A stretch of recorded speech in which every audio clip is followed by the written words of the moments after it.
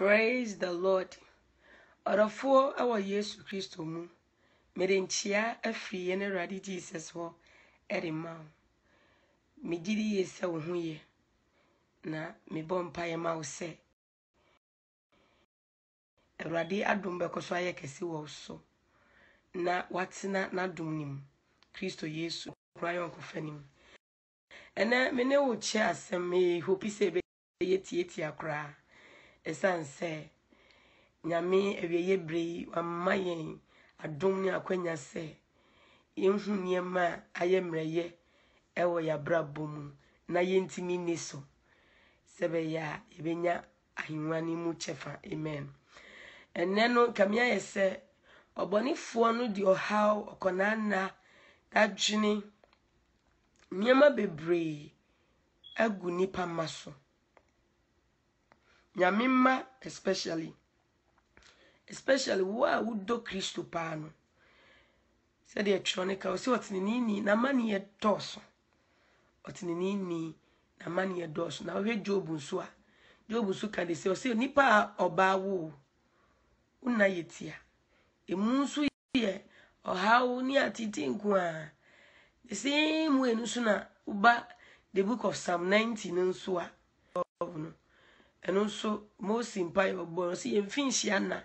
emu mfie doso na se bro so a na edu wotwe o se na emu awoho ade ye obre ne awohudie na etwam ntam so na etuko ye meka nyina ne se etere bia na abamubu aba ebia na watna Kristo na se for so many years wa worry na so for so what now warriors 5 years 6 years 10 years 20 years 25 years eba emma ukwa asoria wona wo ma na di ombeye wo ho akyerew obi ni wo kasa di obeye nanim akyerew na woni ye nyina akire se ase de wadi Kristo abo wata wani ase na nso no nyame no wo hin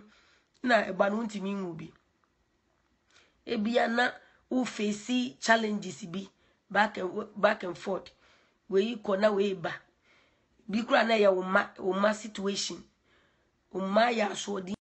ya ma ba bia beko bia na obi ehu sister we de ni ma ya mom chemsu o ma so dindin di enkomasem ti de bia na obi e ka wanim na how kra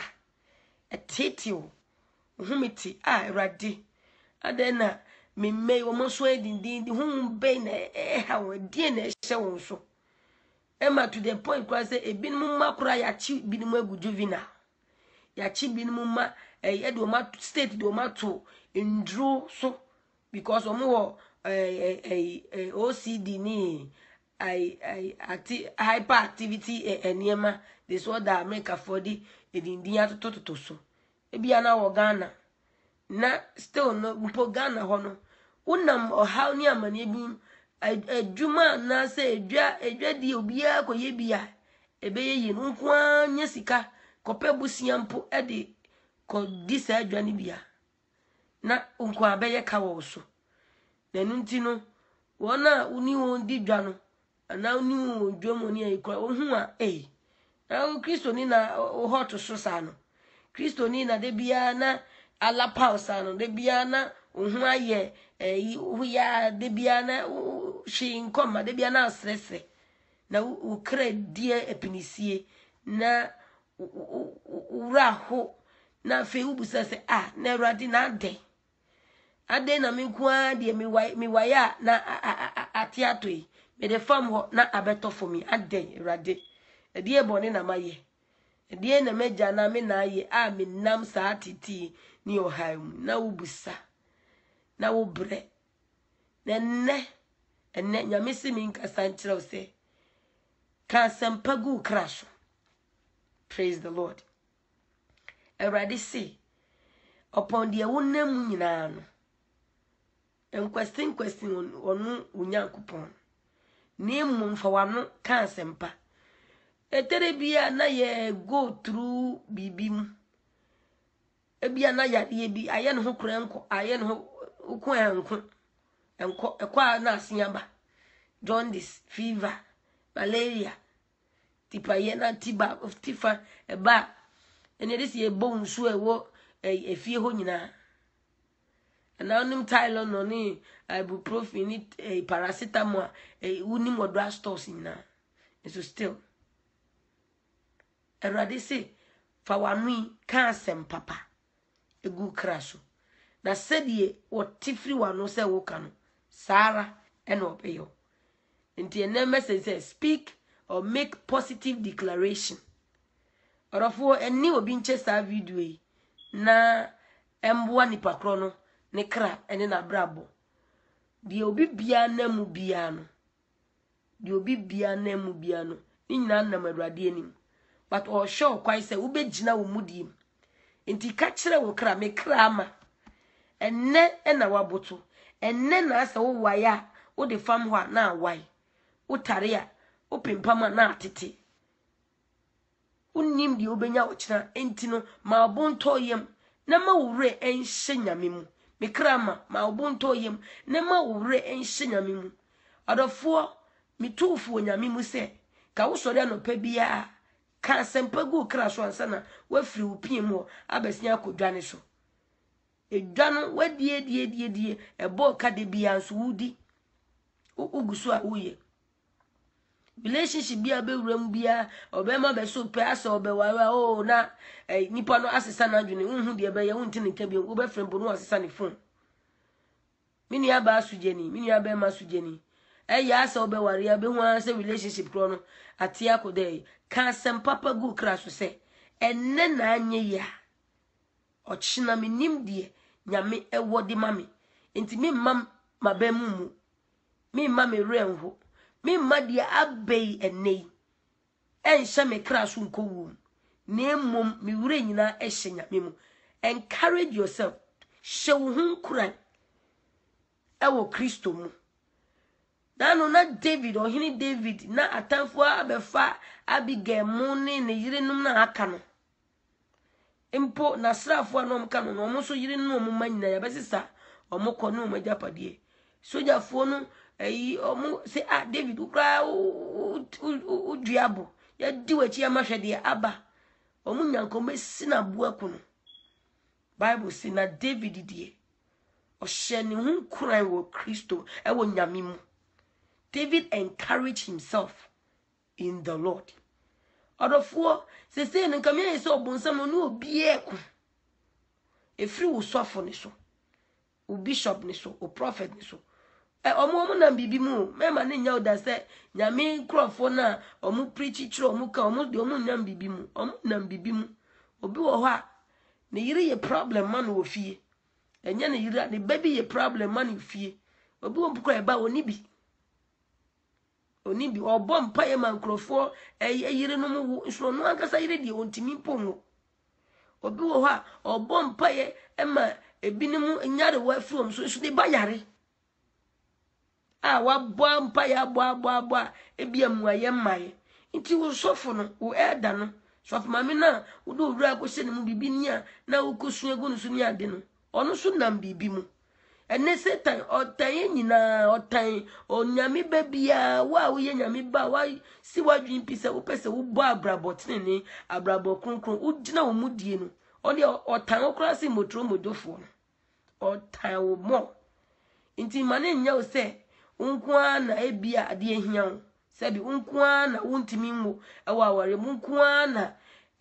oba so ayedin unkoa na se ikoso na se ikoso wadwuma enye yide bia adwuma bia beko bia na yi wadi ana se bia befa bia na otaye asori dem ye tan adwuma m ye tan odofo hyew hu kuran wo Yesu mu fan kuran sensema no pa bia wasori miye ti minyedua medin kunim wo Kristo mu. I am more than a conqueror. I am more than a victor. Yes, we are kunim wa matamfo so enti miama me krama wo chen kunim difo wo kwa adwuma Awurade fa matamfo na hyemensa enne mi biema no mi decrease adwuma mi kwei ebeye successful me din kunim me di matamfo so kunim enne menya customers e wo market ho sa supermarket ho enne me di ade papa na beba fie odofo bie wa no ne ka de papa wate Okay, Numbers chapter 14, Numbers 14:28. Is that for no omu didi Moses atem kasa she omu hwenim. Ke kandi ope yo museum class amen ke nya anyo bi edi ke nya se na mo dia ba be kun si akra bi na ye ho kire no mu kasa no mu cancer fu no mu cancer nto. Radi show ndi si enipa be na munya yese bunya ye nipa be kra na makofa wo mu na erade kache Moses kache won say as long as I live some years of erade metiasi send your mark egu masom Sarah na meyom oniaba sister mama auntie obi busa sister ti saying mama ti saying say they wa wani tia no problem na nko you mama say problem nimpo enko yimpo a for didie ka say Yesu adom eye Yesu nti yeguso ka nkranshensem ka asem eye papa for didie ka say eye se wo nim Kristo na wo so no say otimi fredi ni ho mane ba kan the book of Romans no say the fredi ni ho mane ba. He calls into existence things that does not exist. Ukai Hebrews wana, ukai the heroes of faith wana the beginning chapter no. Ase na mfitiasie no na wiase na university na ayesum no na esum ni sakasaka wo ba bia no onyankopon die ohun han wonyamie ni so no do demons ni shishemu aya tuntum aya basa omo light edundum ni ene but in the sight of God he saw light enuntina obie na no na the free na no by say let there be light and it was so enti minua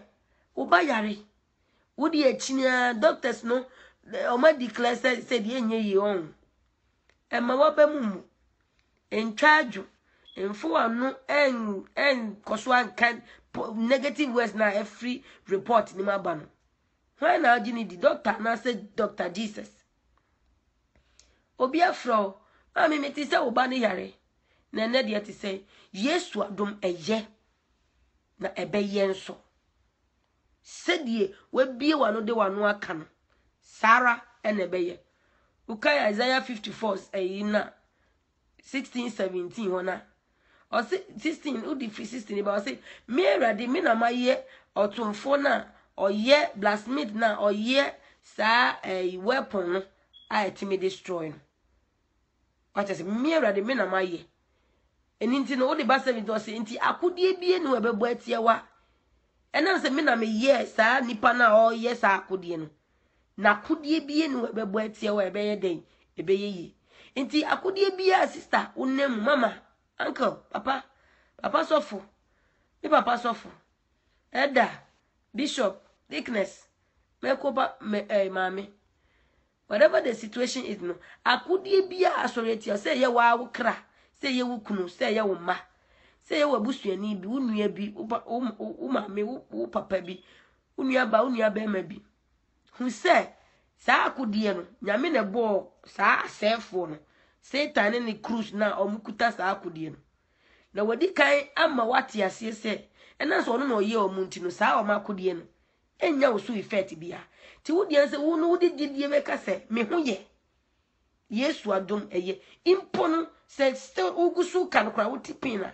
ena se wo gidie se otimi made egusu eye adwuma no firi ho at once no wo be ka se Yesu adom nti eye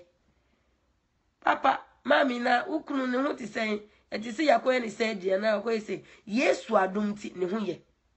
ebi kra na ebia na afina condition kwa ye west o se Yesu adom nti eye emie wonu nka asembo ne ma Satan nya ba bi nyina onya enya bi nyina so enya wo mo kan kuransensem bia what na so for so long we a chorus leader ekunuma ebia una board drums una ami we dike u bo hu modin ho eyiri ema manu dia o so wani and I say you know who say nyam esuro bi untu ni namu de bia dike da be na be ware da ucho nipa ni mu de yesi wo che nti the pressure bi abeto so ka se Yesu ede de mihia ne beba for wano ka se den ayeye awie ne ka se ayeye mini adofo ne ka se enya yeye Yesu afaye ya di ya how ya manye ni na ko aseniors nti ka se ayeye wie ene asema mba asembe ka chono ka kire wo kra se ayeye awie ka kire wo ho se ayeye awie na ebeyeye nso wo Yesu Kristo din mu de wode wano beka biara sara ena erade ebeye den saa na erade beye no se de wode wano e kire bia se de wugidi e kire wo bia no saa na ebeye eni ntina ya na omoto saa no se ugidi enye sara mawu enye sara mawu enye sara mawu enye sara ugidi enye sara mawu enye sara mawu enye sara mawu enye usori a wo ma afrom ka kiro mu kadimechi me ba kadimechi I am covered no manaka by the blood no manaka of Jesus. Therefore no weapons that is formed against my life, it shall not prosper in Jesus name. Uchra bofrani sana uchen the power of positive words. The power of positive words. It will both say akolano or the ashana you say no weapons. And into a cool school na could ye be sorry etiana. The wo account na juno a be rising up. Na a bit charging. There's power in our tongue. There's power in our words. Kind the book of Proverbs 26. Or say wana or the one no gossip or koti no beti no cancer me it me pierce through the bone, the marrow of a man, the inner part of a man. Until imagine say the other one no can a negative one. Imagine what you are doing to your soul. Oh, one can say kun si nimdia me mind into 1 year. Ti nipa bebre ye de yanka say ya no ye de kum ye kra. Ye de ya no ekum ye kra. Abra Satan pon enyam staki ye. Isaiah 54:17b hono. Or say and any tongue that rises against you, any or say no weapon that is formed against you shall prosper, and every tongue that rises against you shall condemn. Wo be bua naten. Na mianga so no be bua aten na ma wo. Meaning say aten e be free wonum na aba. Ntisa no boni bi asoreti yo. Eni wa boni bi hwe so be kwakoto am na bi ma. For wano decree, for wano cancel papa mama. Mini aba ma. For wano kase me ye nyame ba. Kristo moja atomi abodin. Mi mu metnase. Doctor declare we declare the cancer, diabetes, high blood pressure, whatever their stupid sickness is called. Kase doctor nani mo na no akache no mi nyintum wo Yesu din. Mi mu enye nebekun na woji hungu kraso no eno na do be content nipa bebre wuwu a the negativity na wo ma dream ni wo ma no ene rashi wo mko asamando eso na nyame nka bi nhim nyame wa ma nipa ma wa ma yentumi wa asase so Adam Genesis chapter was take dominion. Bible say a din biara fi Adam anum e ba o kan jata no jata e wo ho besine o se sebo na the power of Adam's mouth e wo ho besine tie na ye kan jata ye kan sebo broni su ka tiger e ka lion. The power of positive declaration. Job 22:28 or say and you shall decree a thing and it shall be established. Imagine say there be your declaration a negative one. You are establishing negativity in your life. And you are born in a because why you say and now say will be one sister to say dia kenny. Said you na sanity. Enye you. Ye hwenya mi o. ewom se wo hwe nyame die enso fa wano ka asem papa mama sister fa wano ka asem papa na wedding beba so da ben usuo enche kora nyame ayewi de bia ka the same word no enche kora nyame ayewi enam kwamu ba nka se ye hwe nyame ye nimse nyame be ye na bi enkika niema ebema because for all you know no sabi obusa no yasoma no me kana me kasi subim nya wona ye no mo sresre hwe ni sofo me na grace ne kan pastor praise the lord na se kan she bohem onya sofo no bedudwan se ga obekuno ndino de bia de odi pressure to so busa se na be ma na ebe wa da be na oba na ebe wa na be na odi e oba na ba be kire ebi kura no ye dickness we make open odi na nim fere de bia na wa wanu mu nsam kire no na wo ma negative answers odi wo ko se nyam papa na tini mu odi wo ko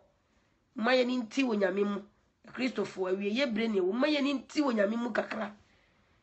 na bonsam de ye dwana kanodo omo nim tumnya ye wo adamo ni nka be che tumi they know the power that is in our mouth omo nim de ye bia no a esi wo mo camp wo nti de bia no o try say obe bombard with things center right front back say be ye de bia no adwin aye ma omo adwin aye ma with negativity ntino unya hu atwe yimbo no aka say e wo se me bie ma no card papa na ye ho mi yimpa ye ma say enke free na ko no wani be wo be ye ni da ho e wo eniema bi e titesan na de bia de efi wonu ma ba bia se situation it is sense for didie ka se ayeye ini adofo for didie ka se ayeye na ebeyeye nso said ye erade eti se wode wano ka no saa pepepe na obeye no nyame onya nipa ba o no wadi atro onya nipa ba na waka asem no wanu hu de bia rada Malachi 3:6 say I the Lord I changed not so that you sons of Jacob you are not destroyed onsisa no awansisa ene onsisa ochina so onsisa oye enura Jesus oye enensu Jesus obeyo china su Jesus onu die o team hold on sisa mama on sisa de biarada inti said die wasi afa no sa na obeya ma so ohun ni so otumi adi nyina ye na otumi fred ye ni ho ma ne ba oba ni problem no eye kito bi ma no obi se me ba yare doctor se ni bone ebu ontimi nya na hwe ni school se ma ye basa edie na nyame ntimi enye ofredie ni ho ma ne ba se nompe hu akokwa uka Ezekiel 37 uka Ezekiel so fa Ezekiel ko bonhwanim akatense onipa ba so nompe betimi anya nkwa na o se Awurade wo na onim no onim de nyame betimi aye o se Awurade wo nim eno se ne ehyenkom gu so Ezekiel ngase Awurade enye yi o se Awurade wo nim nti mama sister brother mwanon kansen pankwan wate efi ne kro wode wano akun hu ache wode wano abru hu nwi ache out of ignorance konyame enu parade cho oye no kwafo yo tinini so de boni bia beche make restitution today kan dia wode ade boni bia de wano akabe so Awurade matna ignorance mu ache me de mano akumi bei me de mano akumi wura me de mano akun mi ankasa me kra Awurade jimi umabo out of ignorance ye nyansa na mini wo mu so se de Awurade wa mamani ada Awurade jimi me pacho de manum kasa atia me bia wo soro Yesu moja ni ntifacha me okache Israel fo no Isaiah 1:8 o se momra na me ne munwi mum asa mo bonnet said dam rampo a me nya me mehoa ama na yese su kirema e de na waka moja ni ntimi nsesa Hebrews 12:24 say Yesu moja e kasa sin Abel de 1 John 1 now says ye kan ye bone kire na ono kwa ne no kwafo nyame a otimi de bone nyina ache ebinim anyame omo mfa bone nche e fo mu amfa mfiri na ye de ye sum nyame a ode bone che wate enne ne odom bre enne ne nkwagida enne na wo changes bi ya e wo se wo ye wo adwen sakire bi a wo renewal of mind bi a enne na wo se wo ye na ma Awurade abasa situation baby wo do wo no asɛ ade na kodru bi a start fa moja na reverse no na nyame obebem na nyame obeye na nyame obesi abehwe me pese one day meti wo testimony say me de ma no kan positive declarations no me de ma no decree a positive decrease no de ensusanso a abeni na ya hye Kristo enuonyam de enuonyam ama ne say oh ono a otumi ade nyina ye no waye ama na broso me yi apa ye ma say efri na ekọ wo betena no kware mu na no kore no ama wade wo ho kora sa won fa wo ma Kristo a enene nkwaje da enene odombre ade biara wonnemu atiti bia wonnemu osun otai amane bia wonnemu wo ya na awai wo de fama enye ye no Jesus pe ono no owu ye sebe ya me no mienu ode ye bone be che na afi atiti bia ye namu bia no so no waboa ya ma ye firi mu fa ho bedo Yesu abusua kuro na wo ho ento na obeju ama na ye mfa ho ne boni a waye oye ono kwafo nyame se wo bie wa no kasa Awurade sei ni na maye kika ni nyina akire na wo make sa restitution nso ode ni nyina be chew na fe wa twere wudin ewo enkwa ngomanim na utuna ne mukosi awieye no obeka se mo akoapa no kwafo kakra ide am de share we say wadi hu no kure nka se wa late dia late ni de waka ne nsa gu ne bo no omo na ye tro the late Mr. A the late Mr. B mama unya nwuye no yemfa wonto adaka no yemfa wonkoto mochi no unya nye late wati e ma Satan kan cho say aye late de biara da e san say enye late ka kire wo kra say aye